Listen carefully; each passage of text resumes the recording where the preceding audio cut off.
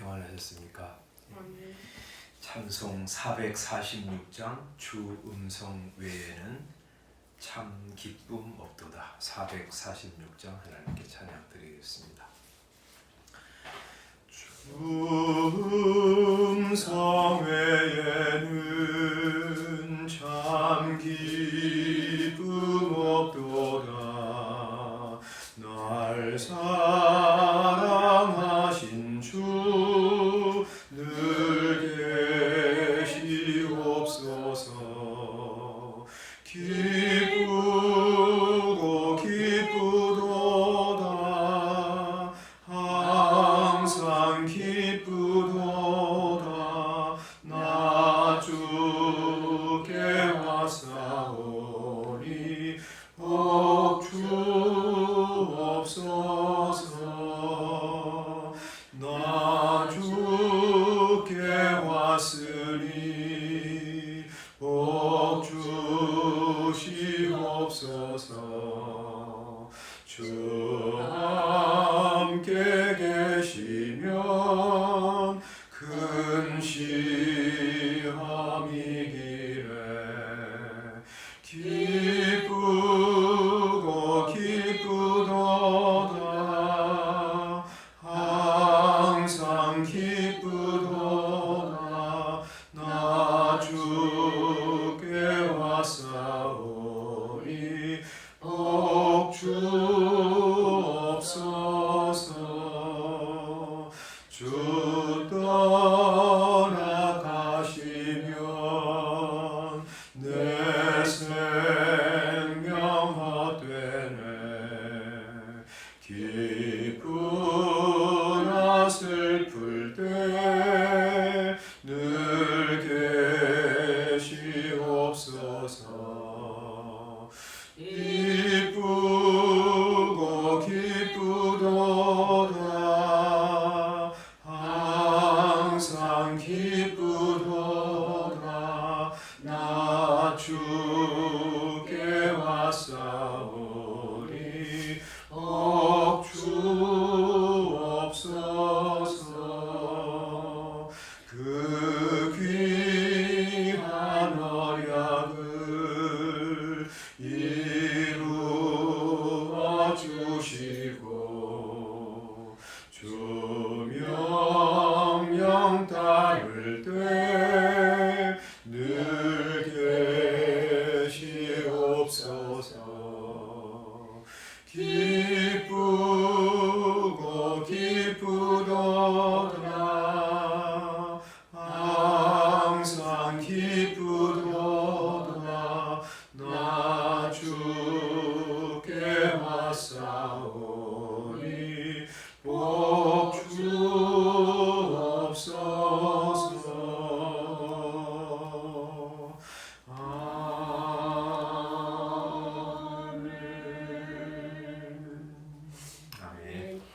하나님의 말씀 누가복음 2장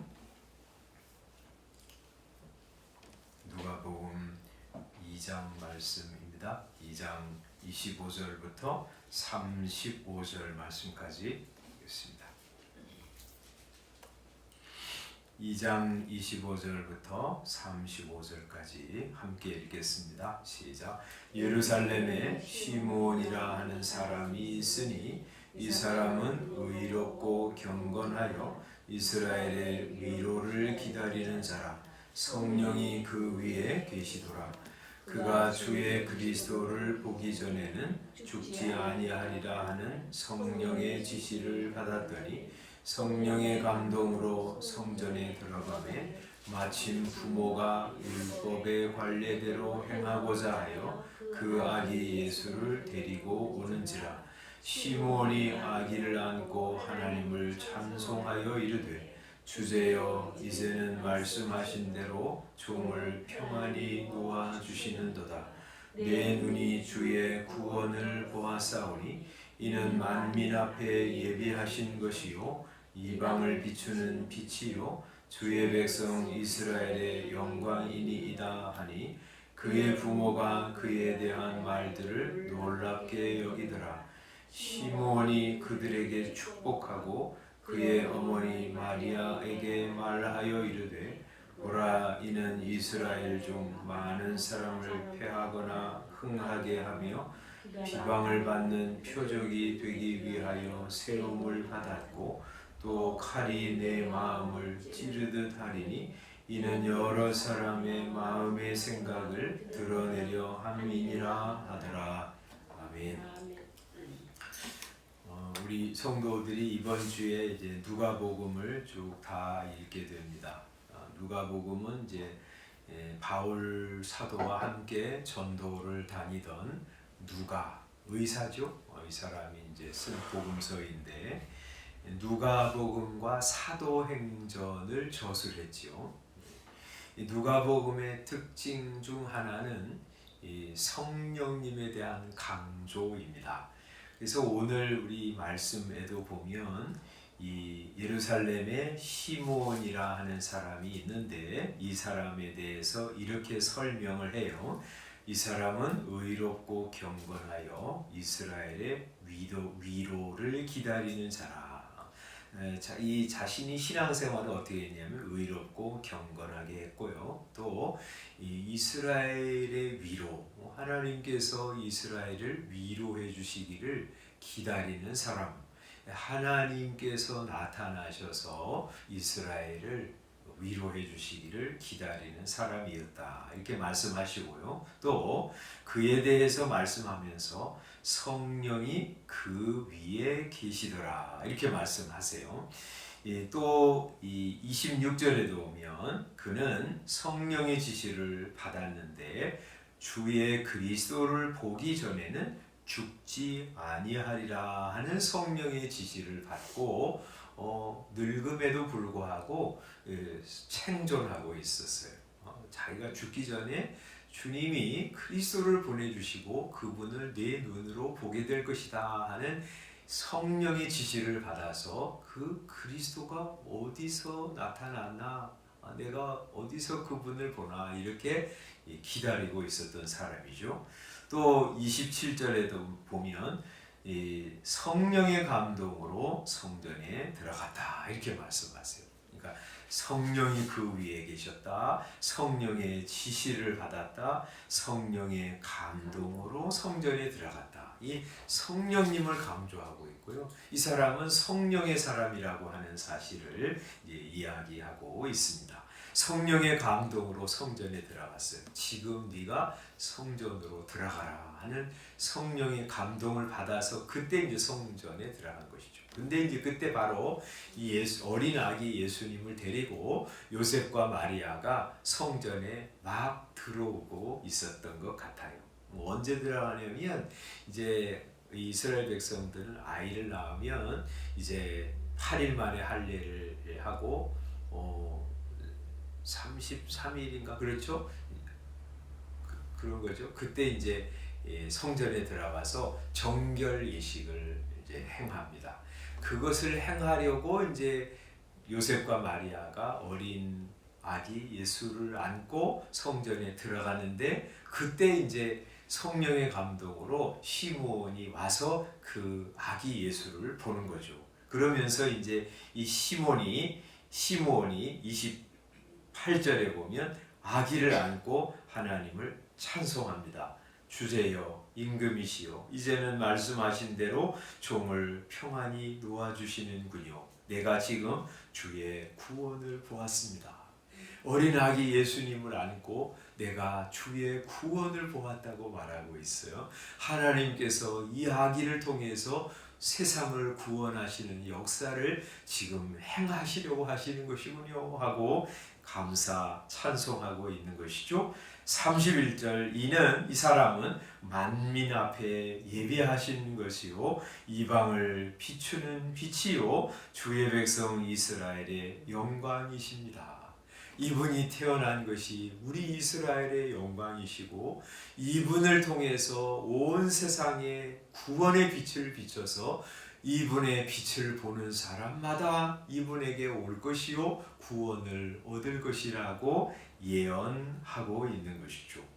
그리고 뿐만 아니라 이 아기가 온 세상을 비추는 빛이요 주의 구원일 뿐만 아니라 이 아이에 대해서 구체적으로 더 예언하고 있어요. 34절에 보면 시므온이 그들에게 축복하고 그의 어머니에게 이렇게 말합니다. 보라, 이 사람은 이스라엘 중 많은 사람을 패하거나 흥하게 하는 사람이다. 이렇게 말하고 있어요.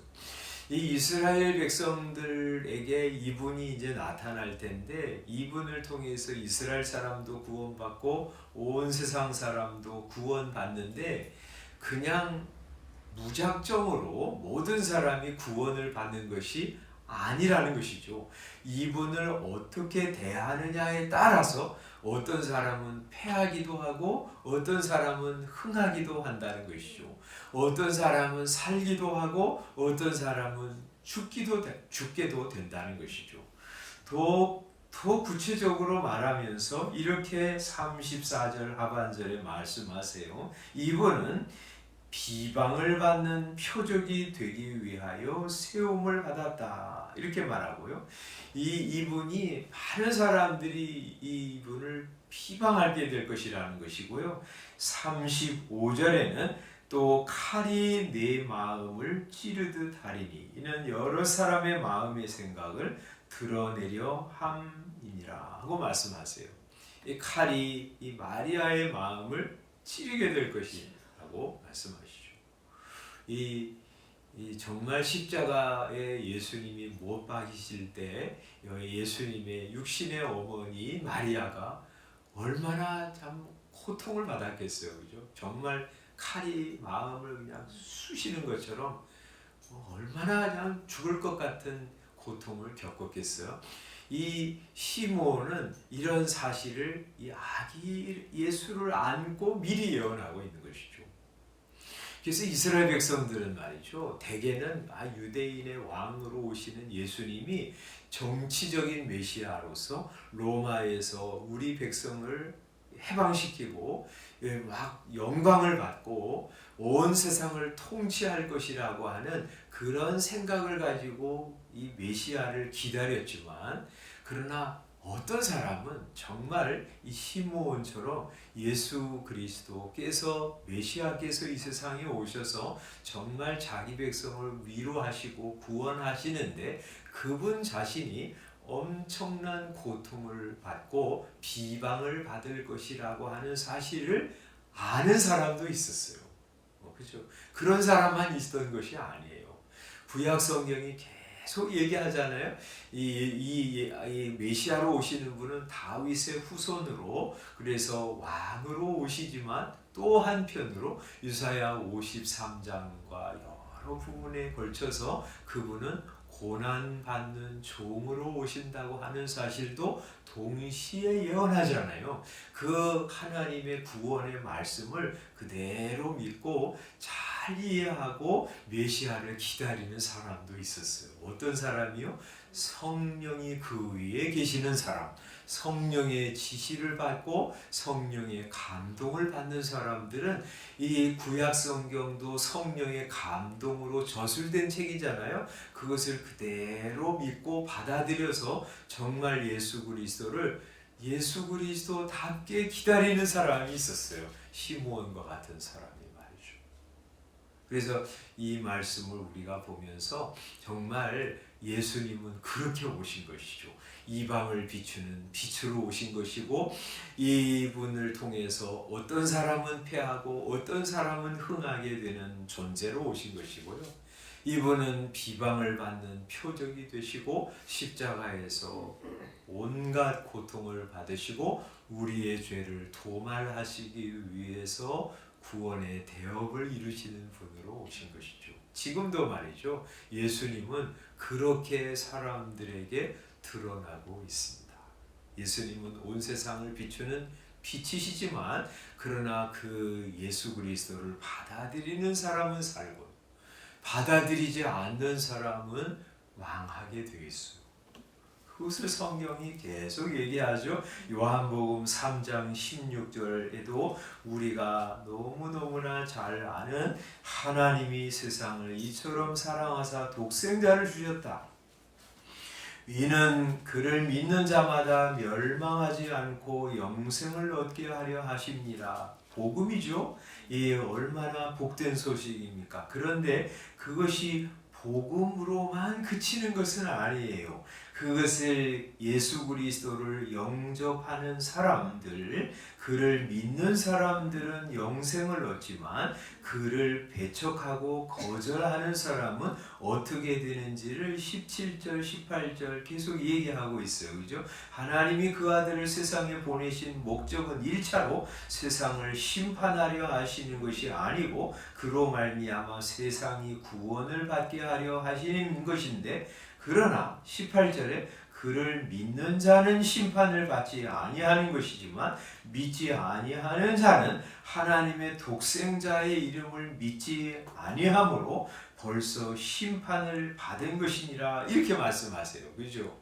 그러니까 이 복음은 온 세상 모든 사람이 구원을 받는다 하는 것을 말하는 것이 아니에요. 온 세상, 구원 없는 세상에 구원의 빛을 비추고 사람들을 살리고 영생을 주시는 복된 소식이 분명하지만, 그것을 받아들이는 사람에게는 멸망하지 않고 영생을 얻는 것이지만 그를 배척하고 거절하는 사람은 이미 심판을 받는 것이죠. 그래서 고린도 후서에서는 바울 사도가 또 그렇게 말씀하잖아요. 이 복음은 어떤 사람에게는 생명에 이르는 냄새요, 어떤 사람은 사망에 이르는 냄새다, 이렇게 말씀하시고요.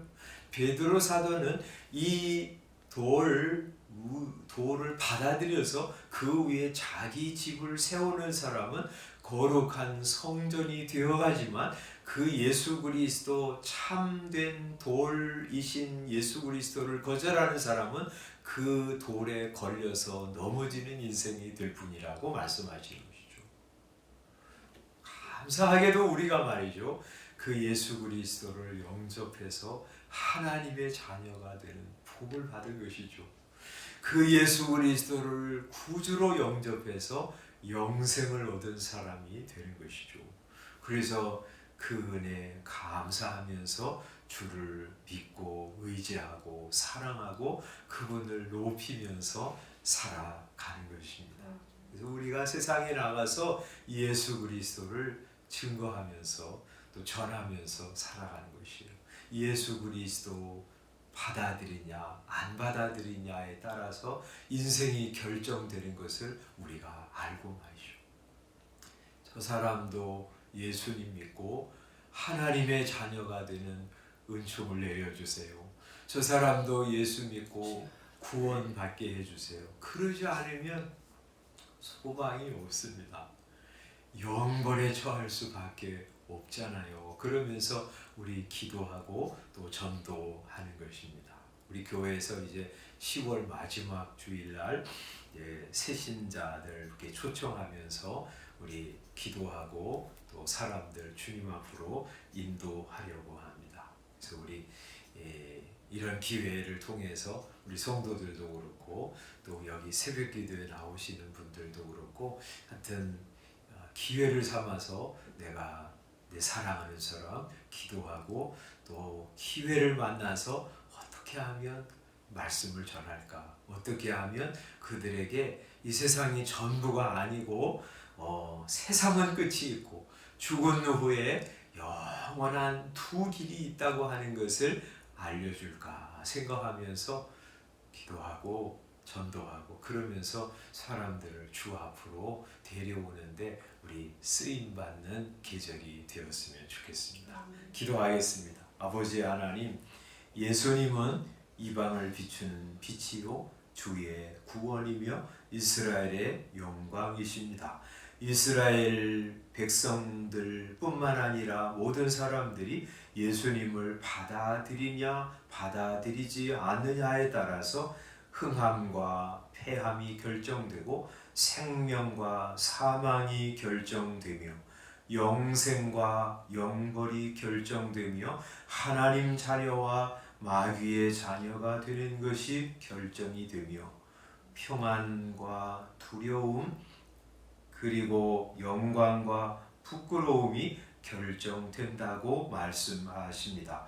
아버지 하나님, 이런 예수 그리스도 어쩌다 우리가 예수님 영접하고 하나님의 자녀가 되었고 영생을 누리는 하나님의 백성들이 되었습니다. 감사하면서 살게 하시고 우리 가까이 우리 주변에 예수님 알지 못하는 사람 우리 마음에 무거운 짐인데 그들을 생각하면서 기도하고 말씀 전하는 시간이 되게 해주시기를 소원합니다. 아버지 하나님, 우리가 정말 우리 마음에 그들의 이 영혼을 품고 기도하게 하시고 그들이 예수님 없이 살다가 그냥 하나님 만나면 얼마나 끔찍한 일을 겪게 될까 생각하면서 마음으로 깊이 사랑하고 긍휼히 여기는 마음으로 다가가고 기도하고 말씀 전함으로 말미암아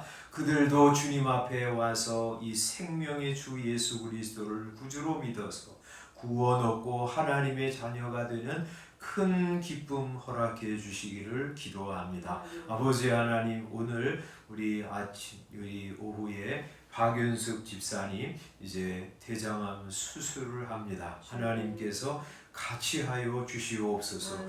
잘 회복되도록 축복하여 주시옵소서. 하나님께서 오라 하시면 아멘 하고 이 주님의 나라에 깨어나는 믿음의 은총 더하여 주시옵소서. 예수님의 이름으로 기도드리옵나이다. 아멘. 주님께서 가르쳐 주신 기도하겠습니다. 하늘에 계신 우리 아버지여, 이름이 거룩히 여김을 받으시오며 나라의 임하옵시며 뜻이 하늘에서 이룬 것 같이 땅에서도 이루어지이다. 오늘날 우리에게 일용할 양식을 주옵시고 우리가 우리에게 죄 지은 자를 사하여 준 것 같이 우리 죄를 사하여 주옵시고 우리를 시험에 들게 하지 마옵시고 다만 악에서 구하옵소서. 나라와 권세와 영광이 아버지께 영원히 있사옵나이다. 아멘. 우리 박윤숙 집사님 오늘 2시에 대장암 수술을 하신다고 하는데 그냥 이렇게 종양이 좀 매우 크다고 그래요. 6cm 정도 되니까 굉장히 크죠. 그게 이제 장을 막고 있어서 할 수 없이 이제 수술을 하는데 뭐 어제 저희 아내가 이렇게 얘기 들어보니까 그것만 떼내는 것이 아니고 대장을 이제 또 자르고 또 다시 이렇게 봉합하고 그러는 아주 복잡한 수술이어서 뭐 4시간 이상 되는 수술이라고 그러더라고요. 하나님께서 특별한 은혜를 베풀어 주시도록 기도해 주시기를 바랍니다. 기도하고 돌아가겠습니다.